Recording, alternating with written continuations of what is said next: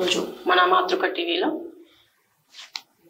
తెలంగాణ ప్రముఖ ఉద్యమకారుడు బోడ అన్నయ్య డిన్న మనతో ఉన్నారు. వారితో కాసేపు ముచ్చటిద్దాం. నమస్తే సార్. నమస్తే అమ్మా.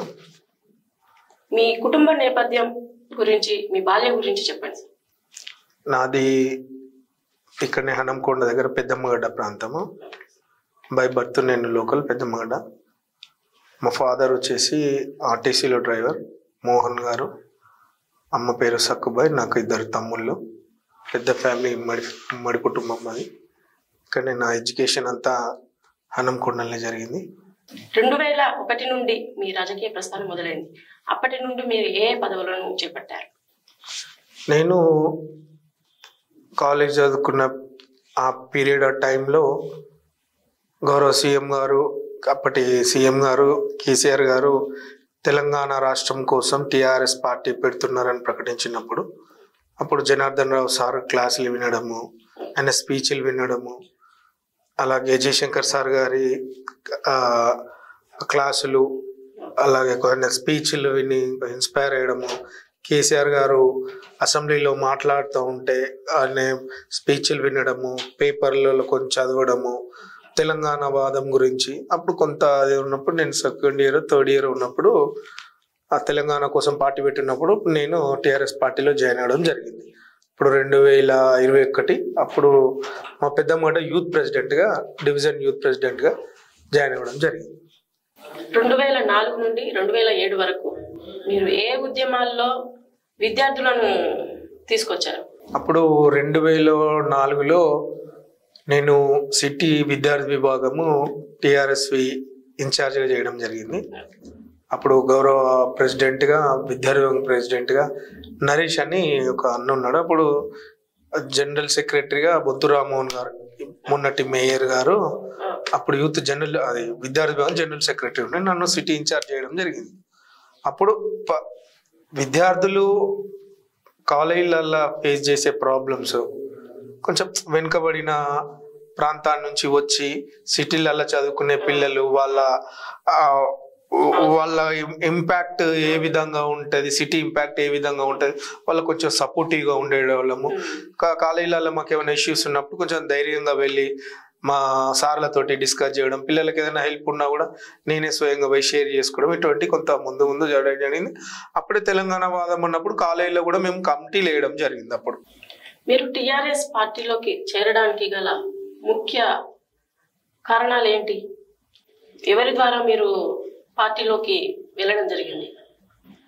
టీఆర్ఎస్ పార్టీ ఉన్నప్పుడు తెలంగాణ రాష్ట్రం కోసమే ఒక పార్టీ స్థాపించడం జరిగింది. అది కేసీఆర్ గారి ద్వారా అని. కేసీఆర్ గారికి నేను బాగా అట్రాక్ట్ అయిపోయినా. తర్వాత తెలంగాణ వాదం అనేది కొంత మా పితరులు చెప్తా ఉంటే విను, అక్కడి నుంచి ఉంటా అంటే నాటి 69 ఉద్యమంలో కొన్ని బుక్ చదవడము, ఆ చరిత్ర తెలిసి మనము తెలంగాణ రాష్ట్రం ఎంత నష్టపోతుందని గ్రహించి తెలుసుకొని ఏప్రిల్ 2001 పార్టీ పెట్టినప్పుడు, అప్పుడు మొన్ననే గౌరవ మా మొదటి జిల్లా అధ్యక్షుడు కోల జనార్దన్ గారు మొన్ననే చనిపోవడం జరిగింది. వారు అప్పుడు జిల్లా అధ్యక్షుడు ఉండే, అమరేందర్ రెడ్డి గారు అని అర్బన్ ప్రెసిడెంట్ ఉండే. అప్పుడు వాళ్ళ ఆధ్వర్యంలో మేము ఫస్ట్ పార్టీ పెట్టినప్పుడు జాయిన్ అవ్వడం జరిగింది. తెలంగాణ ఉద్యమంలో మిమ్మల్ని జైల్లో నిర్బంధించి 3 రోజులు కనిపించకుండా చిత్రహింసలకు గురి చేశారని విన్నాం. దాని గురించి అప్పుడు తెలంగాణ వాదము 2009 సార్ దీక్షకు పోయే ముందుకు ఒకటి టీఎన్ న్యూస్ వాళ్ళతోటి హైదరాబాద్ ఫ్రీ జోన్ అనే అంశం పైన సిద్దిపేటలో మీటింగ్ పెట్టక ముందు లగడ పార్టీ గారు కేసీఆర్ గారిని తిట్టినప్పుడు కొంత 2007-8 పీరియడ్ లేదు, అప్పుడు ఇంకా ఉద్యమం ఇంకా స్టార్ట్ కాలే. అప్పుడు మేము క్రియాశీలకంగా పార్టీలో కొంచెం తెలంగాణ వాద కోసం మేము కార్యక్రమాలు చేస్తుంటే అప్పుడు 2009 ఎలక్షన్స్ అప్పుడే అయిపోయినాయి. అప్పుడే అయినప్పుడు అప్పుడు మా ఎమ్మెల్యే గారు, అప్పుడు దాస వినయ్ భాస్కర్ గారు గెలుపులో మా లాంటి వాళ్ళు చాలా క్రియాశీలక పాత్ర పోసిన దాంట్లో నేను కూడా ఒక్కడిని. అందులో కొంత క్రియాశీలకంగా ఉన్నారు, ఫుల్ యాక్టివ్ ఉన్నారు అని కొంత మమ్మల్ని తెలంగాణ వాదాన్ని అణచివేయాలని ఉమ్మడి జిల్లాలో ఉన్న 10 జిల్లాల్లో ఉన్న బాగా యాక్టివ్ వాళ్ళని సెలెక్ట్ చేసి అప్పుడు తెలంగాణ మొత్తంలో వరంగల్ జిల్లాలోనే ఉద్యమం ఏది స్టార్ట్ అయినా కొంచెం చైతన్యవంతమైన జిల్లా, ఉద్యమాలకు పోరుగడ్డ అది, దాన్ని అణచివేయాలని మమ్మల్ని అప్పుడు అరెస్ట్ చేసి ఏ పోలీస్ స్టేషన్ లో ఉంచుతారో తెలియకుండా భీమవరం దగ్గర ఢిల్లీలేసి 3 రోజులు నన్ను బయటికి రాకుండా చిత్రహింసలు చేసి దాదాపు ఎన్కౌంటర్ దాకా దిశలు తీసుకున్నది.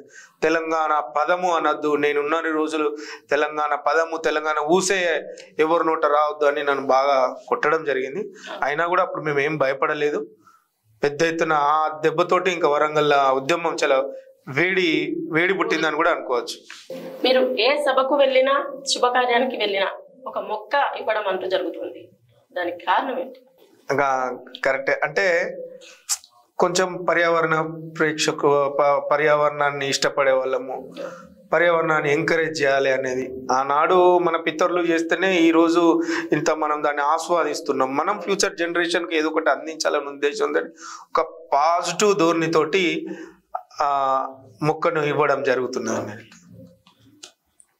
అప్పుడు కేసీఆర్ గారు కళ్యాణ లక్ష్మి చెక్ ఇచ్చినప్పుడు మా గౌరవ మాజీ ఎమ్మెల్యే దాస్యం వినయ్ భాస్కర్ గారు మా దగ్గర కొన్ని కళ్యాణ లక్ష్మి చెక్కులు ఉన్నప్పుడు నేనే అప్పుడు చెక్కు చెట్టు అనే కార్యక్రమాన్ని మా పెద్ద మోడల్ని మా ద్వారానే ఇంట్రడ్యూస్ చేయడం జరిగింది. అంటే ఒక పాపకు జన్మనిచ్చితే ఆ పాప పేరు పైన మీరు ఇంకో చెట్టు పెడితే దాన్ని మీ కొడుకో బిడ్డలాగానే చూసుకోవాలని చెక్కు చెట్టు అనే కార్యక్రమాన్ని మా పెద్ద మోడల్ మా డివిజన్ లోనే అప్పుడు నేను కార్పొరేటర్ స్టార్ట్ చేయడం జరిగింది. పర్యావరణ ప్రేక్షకులం అంతే. ఇప్పుడు వినయ్ భాస్కర్ గారితో మీరు చాలా దగ్గర సంబంధాలు ఉన్నాయి, వారితో మీ ప్రయాణం ఎలా ఉంది? వారితో ప్రయాణము ఒక ఫ్యామిలీ మెంబర్ తోటి ఒక అన్నదమ్ముల్లాగానే ప్రయాణం జరిగింది, అట్లనే జరుగుతున్నది కూడా. ఒక కుటుంబ సభ్యునిలాగా భావించేవాళ్ళం మేమిద్దరం, ఒక అన్నదమ్ముల్లాగా మా ప్రస్తావన నడిచింది. ఉచిత వైద్య శిబిరాలు పేద విద్యార్థులకు ఎడ్యుకేషన్ పరంగా మీరు చాలా వరకు చేయడం జరిగింది, అది అసలు ఎందుకు మొదలు పెట్టారు? అంటే నాకు ఫస్ట్ ఆఫ్ ఆల్ దేవునికి నేను ఎప్పటికీ థ్యాంక్స్ చెప్తా ఉంటా. దేవుడు అన్ని హోదాలు ఇచ్చి అంత డబ్బు ఇచ్చి అంతనే అని వాళ్ళే అదృష్టవంతులనని కొందరు అనుకుంటారు. నా దృష్టిలో మాత్రం దేవుడు నన్ను సంపూర్ణంగా ఆరోగ్యంగా ఇచ్చి అన్ని అవయవాలు మంచిగా ఇచ్చి అంతా ఇచ్చిండు కాబట్టి నేనే కోటీశ్వరం లాగా ఫీల్ అవుతా ఉంటా. ఫస్ట్ అందులో నేను బాగా హ్యాపీగా ఫీల్ అవుతా, దేవునికి థ్యాంక్స్ చెప్తా ఉంటా. రెండోది, అందరూ సమాజం నాకు ఏం చేసింది, సమాజానికి నువ్వేం చేసినావు అని నాకు నేను ప్రశ్నించుకొని మనము ఎవ్వరు పుట్టడం ఎంత నిజమో చావడం కూడా అంతే నిజం.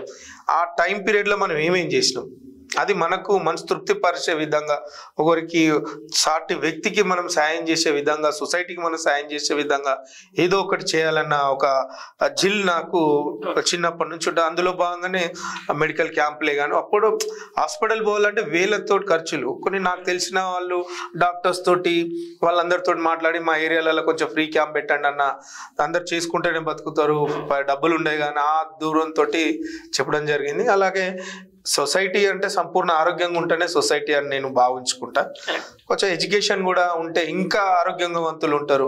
Education is the weapon to change everything, అది నేను బాగా నమ్ముతా.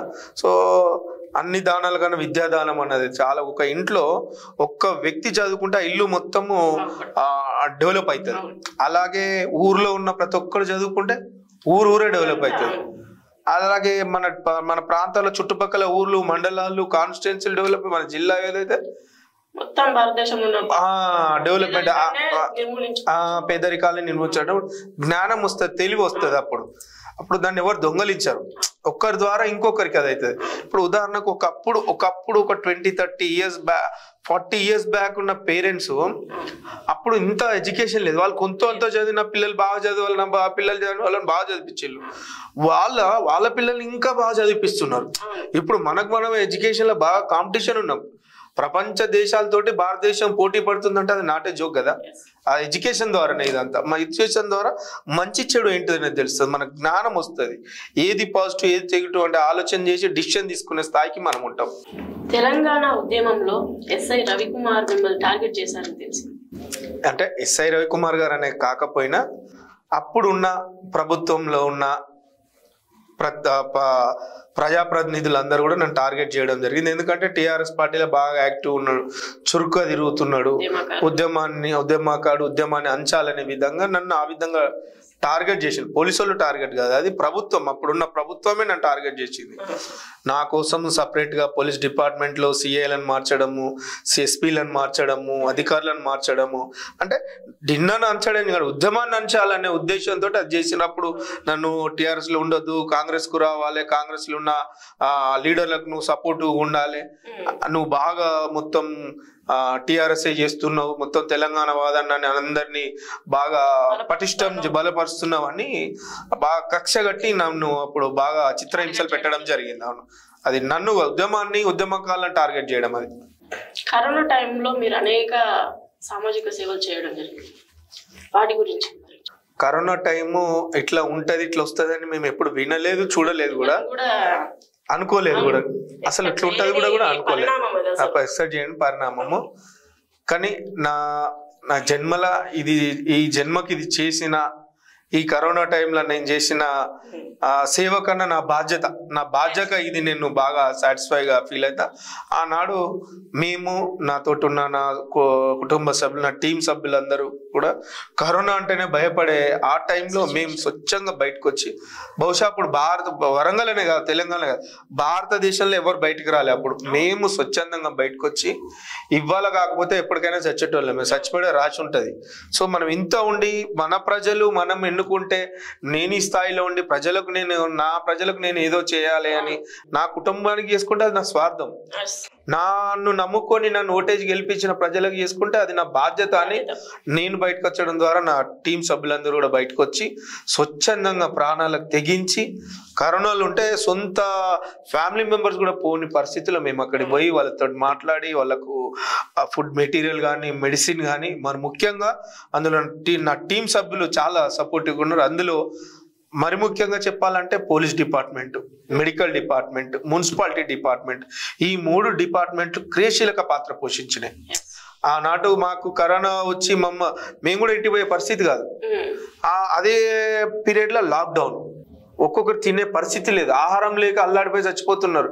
ఏదో విధంగా చేయాలని నేను, మా టీం సభ్యులు అందరం కలుసుకొని, నా మిత్రులకు కొంతమంది చేయడంగా కొంత ఫండ్ తయారు చేసి సుమారు 2500-3000 కుటుంబాలకు, ఇటు ఆటో డ్రైవర్లకు, పెయింటర్స్ కు, కార్పెంటర్స్ కు, ప్రైవేట్ లెక్చరర్స్ కి, ప్రైవేట్ టీచర్స్ కి, ఒక క్రిస్టియన్ పాస్టర్ కు, ఒక అయ్యగారికి, ఒక మౌలానాకు, థియేటర్లో పనిచేసే కార్మికులకు, ఇట్లా అన్ని కుల మతాలకు విధంగా ఆకలి అని ఎరిగిన వారందరికీ నా బాధ్యతగా నేను చేయడం జరిగింది.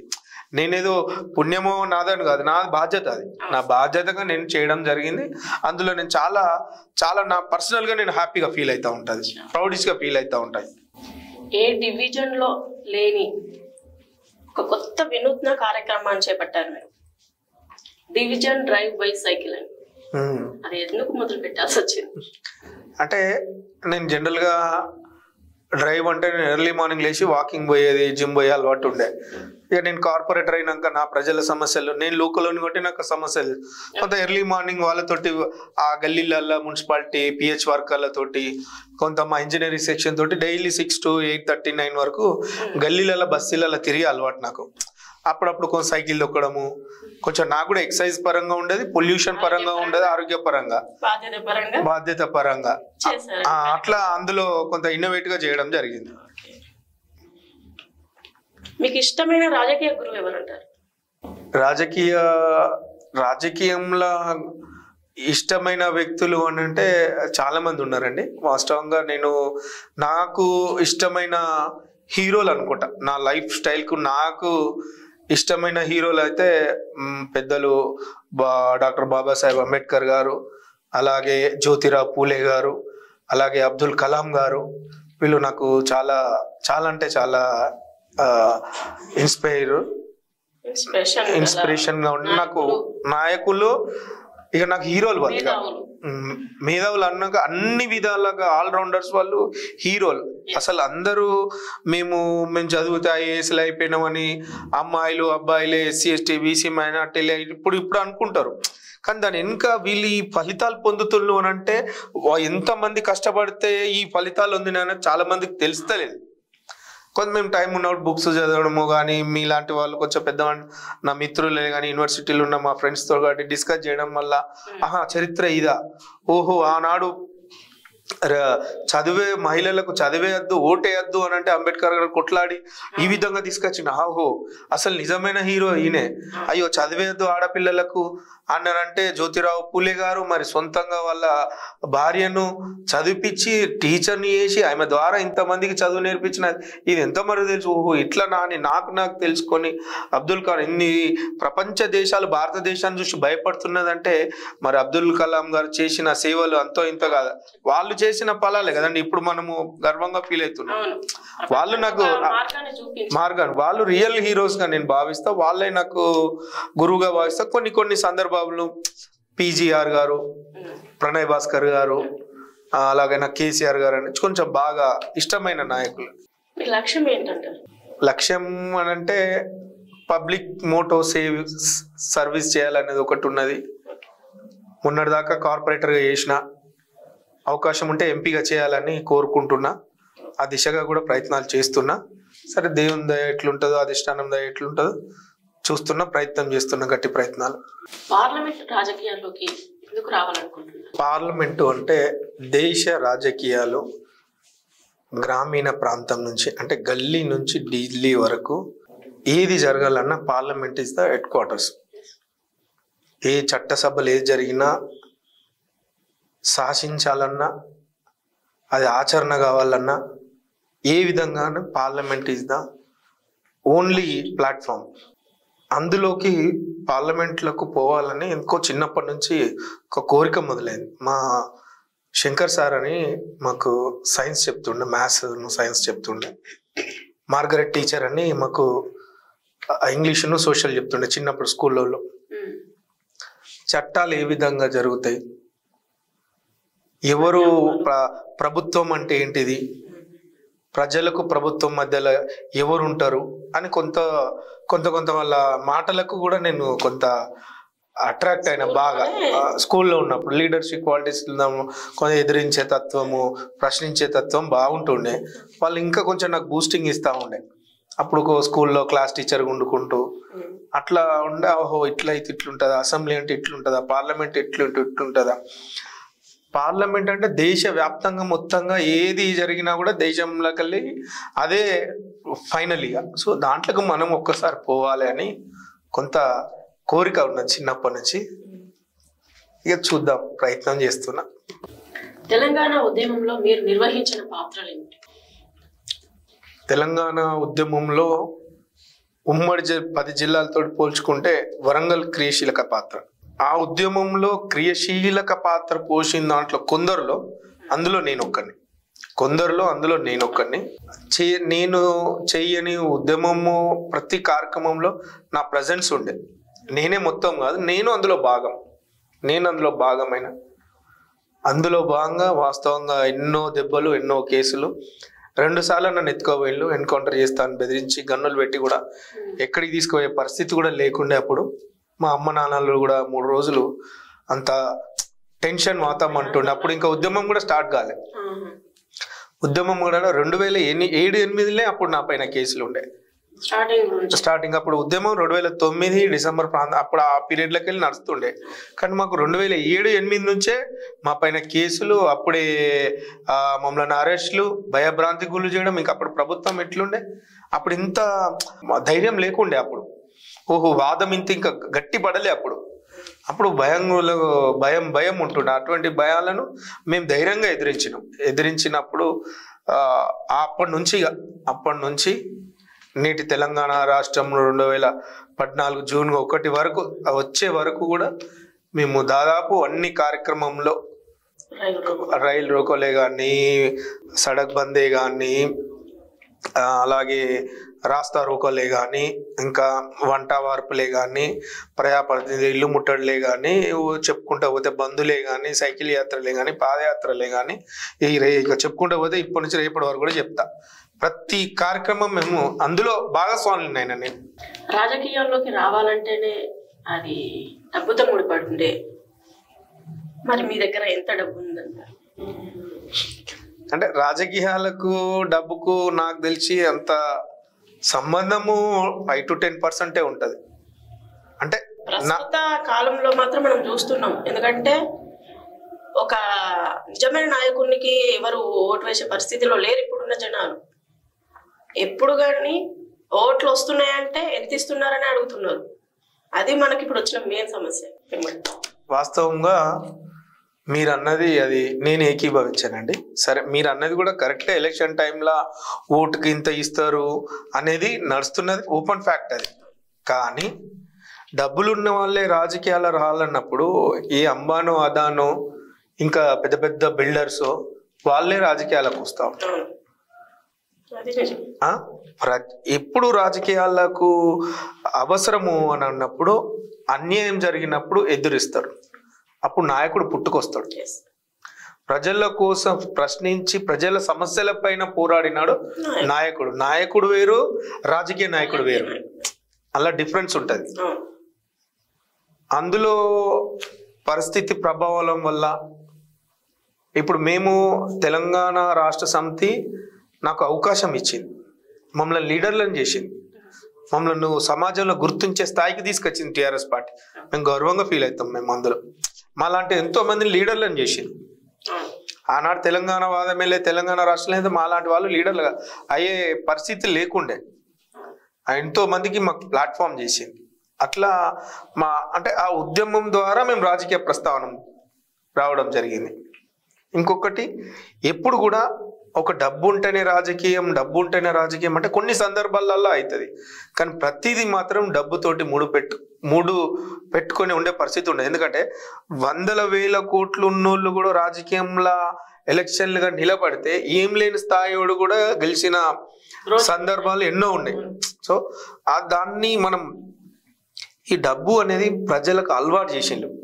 కొన్ని పార్టీలు, కొన్ని డబ్బున్న రాజకీయ శక్తులు వాళ్ళందరూ కలిసి ఏం చేసిందంటే డబ్బున్నోడే రాజకీయంలో రావాలి, డబ్బుతోటే మేము ఏదైనా సాధిస్తాం, డబ్బుతోటే మేము గెలుస్తామనే అహం తీసుకొచ్చి అహాన్ని వంచాలని సగటు మానవుడు ఎవరైనా కూడా మనం చదువు, మన కుటుంబం అని ఎంత స్వార్థం ఉంటుందో నా దేశం ఈ రాజకీయం అనే ఆ స్వార్థం పుట్టుక రావాలి. For everything political is the key అండి. నువ్వు ఎంత ఐఏఎస్, ఐపీఎస్, ఎస్ఐ, సిఏ అయినా, డాక్టర్ అయినా, ఎవరిదైనా నువ్వు ఎవరికన్నా చేయాలి. చట్టసభలలో ఎవరుంటే వాళ్ళు అది ఇంప్లిమెంట్ చేస్తున్నా మీరు ఇంప్లిమెంట్ చేయాలి, అంతే కదా. అంటే భారత రాజ్యాంగం ఇచ్చిన హక్కు, ఓటు ద్వారా ఎలక్ట్ అయిన ప్రజాప్రతినిధులు వాళ్ళు చేసే దాని కిందనే మనం అంతా వ్యవస్థ నడవాలి. అంటే అదొక్కటి ప్యారలల్గా ఇది 2 ప్యారలల్గా నడిస్తేనే ప్రభుత్వం. కానీ కీ మేక్ అంతా ఏంటిది? పాలిటిక్సే కదా, అంతే కదా. నువ్వు ఎక్కడో ఉండి నువ్వు ఏదో చదివి నీ స్వార్థంగా నీ ఊరు నా కుటుంబం అంటే మరి నువ్వు ఎంత నష్టపోతున్నావు. దేశం అంటే ఏంటిది? మనం కాదా? దేశంలో మన ఊరు లేదా, మన రాష్ట్రం లేదా, మన వాడ లేదా, మన డివిజన్ లేదా? ఎక్కడో ఏదో జరుగుతుంది అని అంటే అది తప్పు. ఎక్కడ అది యూపీలో జరిగినా, కాశ్మీర్లో జరిగినా, పంజాబ్లో కలిసిన, ఆంధ్రప్రదేశ్ జరిగినా అది మన సమస్య భావించాలి. అప్పుడు మనకు కొంత బాధ్యత పుట్టుకొస్తుంది. బాధ్యత ఉన్నోడు నాయకుడు అవుతాడండి.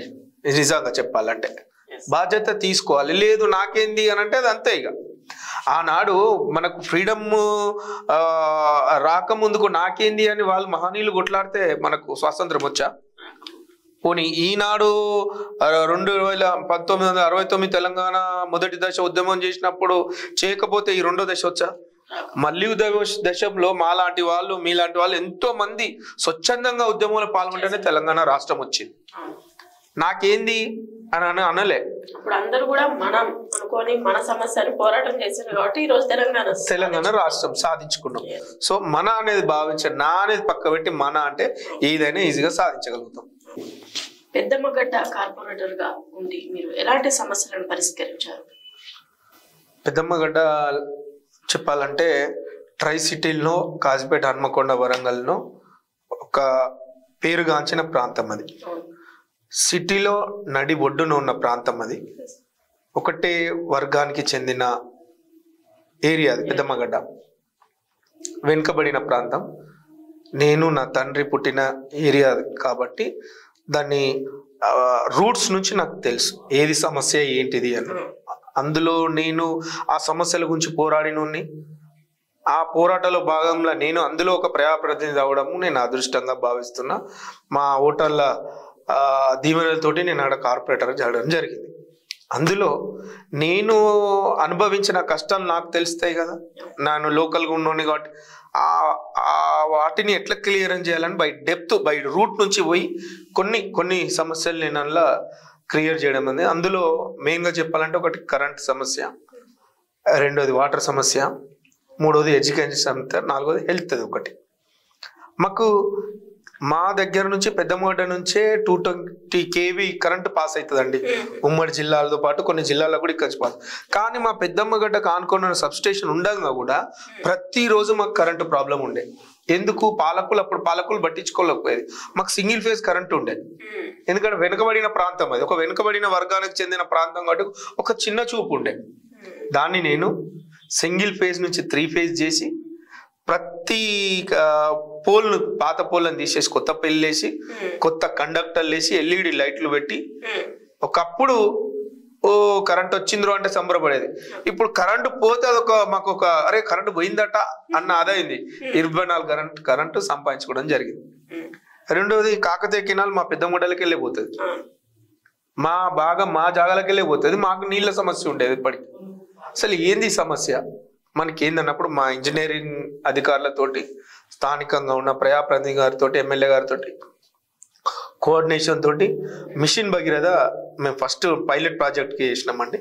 అది నా ఏరియాలో సక్సెస్ అయింది. సుమారు 95% నేను ఇంటింటికి నీళ్ళు ఇవ్వడం జరిగింది. అదొకటి. తర్వాత ఎడ్యుకేషన్ అప్పుడు పూర్వము మా పెద్దమ్మడకు హై స్కూల్ లేకపోయినాను, ప్రైమరీ స్కూల్ ఉండే. కానీ అప్పుడు ప్రజాప్రతినిధులు, అధికారులందరూ కలిసి దాన్ని హై స్కూల్గా మార్చడం జరిగింది.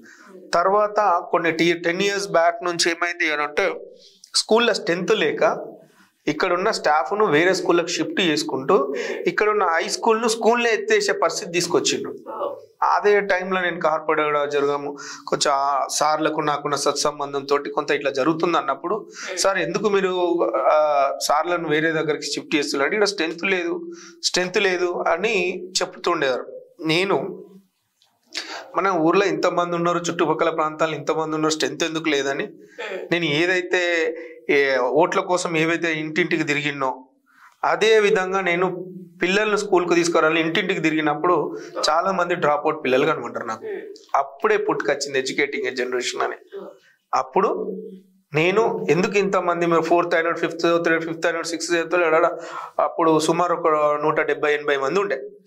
అరే ఇంతమంది ఉన్నారు, ఇంతమంది యూత్ ఉన్నారు, ఎందుకు పోతలేరని వాళ్ళ పేరెంట్స్ తోటి మాట్లాడినప్పుడు కొన్ని ఆర్థిక స్థితిగతులు, కొంచెం ఇంటర్నల్ ఫ్యామిలీ ప్రాబ్లమ్స్ తోటి, ఆ వాతావరణంతో తల్లిదండ్రులు కూలి చేసుకునే పరిస్థితి, పోతాండి ఆ స్కూల్కు కొడుకులు బిల్లు అంటే పోతానంటే అడిపోయే వరకు స్కూల్ పోకపోవడము, కొంచెం అధిక భారమైన ఫీజుల వల్ల కొంతమంది స్కూల్ పోవడం.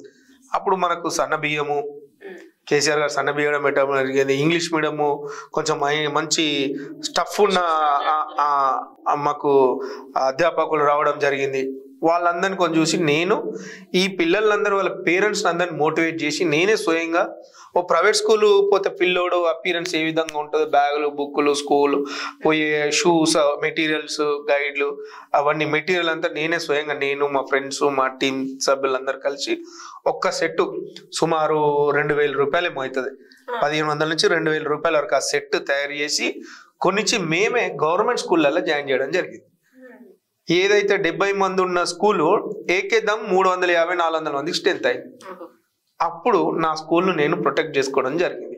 పెద్ద విజయం. ఇప్పుడు ఆ స్కూల్లో 10th సెంటర్ పడుతుంది, పక్క వాళ్ళు వచ్చి 10th సెంటర్ రాస్తున్నారు. అదొక పెద్ద విజయంగా భావిస్తా. రెండవది మాకు ఒకప్పుడు మా చిన్నతనంలో ఒకటి ప్రైమరీ హెల్త్ సెంటర్ అంటూ ఉండే. అప్పుడు మాకు అప్పుడు ప్రజాప్రతినిధుల నిర్లక్ష్యం వల్ల ఒక వివక్ష ఇక్కడున్న హాస్పిటల్ వేరే ప్రాంతానికి షిఫ్ట్ చేసిండ్రు. మా పేరు మీద ఇప్పుడు పెద్దమ్మగడ్డ సెంటర్ పైన అక్కడ హాస్పిటల్ నడుస్తూ ఉంటుంది. నేను ఎన్ని విధాలు అక్కడికి పోయినా కూడా అక్కడ కూడా స్లమ్ ఏరియా, మాస్ ఏరియా, మళ్ళీ హాస్పిటల్ ఇక్కడ తీసుకొచ్చే పరిస్థితి లేదు. నేను అదృష్ట కొద్దీ మా ఏరియాకు నేనే కార్పొరేటర్ గెలవడం వల్ల, మన ప్రభుత్వం రావడం వల్ల, అప్పుడున్న మా ఎమ్మెల్యే వినయ్ భాస్కర్ గారి చొరవతోటి, అప్పుడున్న మన అప్పుడున్న జేసీ కరుణా మేడం, అదృష్ట కొద్ది కలెక్టర్ నుంచి అదే మెడికల్ డిపార్ట్మెంట్ కమిషనర్ వల్ల కొంత మాకు ఈ హాస్పిటల్ అనే చర్చ మాకు మేడం కూడా తెలుసు.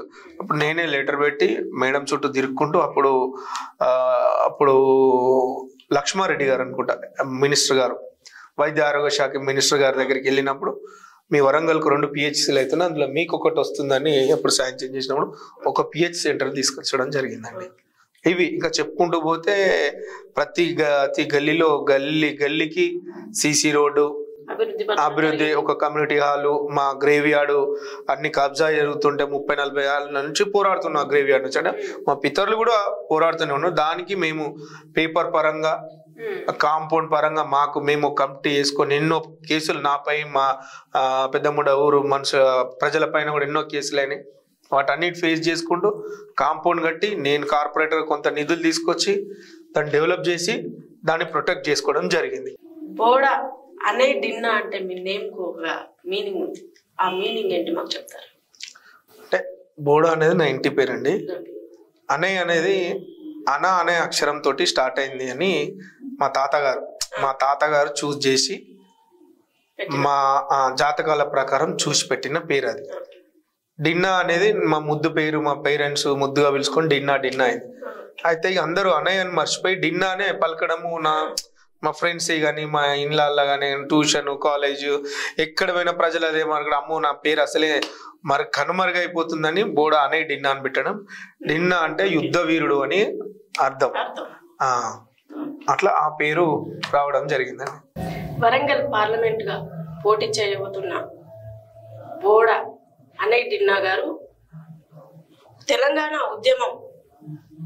ఉద్యమకారుడు, వారితో మనం ఇంతసేపు ముచ్చరించాం. ఎన్నో విషయాలను వారి నుంచి మనం తెలుసుకోవడం జరిగింది. అదేవిధంగా ఒక ప్రజల మనిషిగా ఉండి ప్రజల సమస్యలపై పోరాటం జరిపి ఎన్నో ఏళ్ల నుంచి ఇప్పటి వరకు ఈ స్థాయికి వచ్చిన డిన్నా గారు పార్లమెంట్లో గెలిచి పార్లమెంట్లో అడుగు పెట్టాలని చెప్పేసి మన మాతృక టీవీ తరపు నుంచి కోరుకోవడం జరుగుతుంది. నమస్తే సార్. నమస్తే.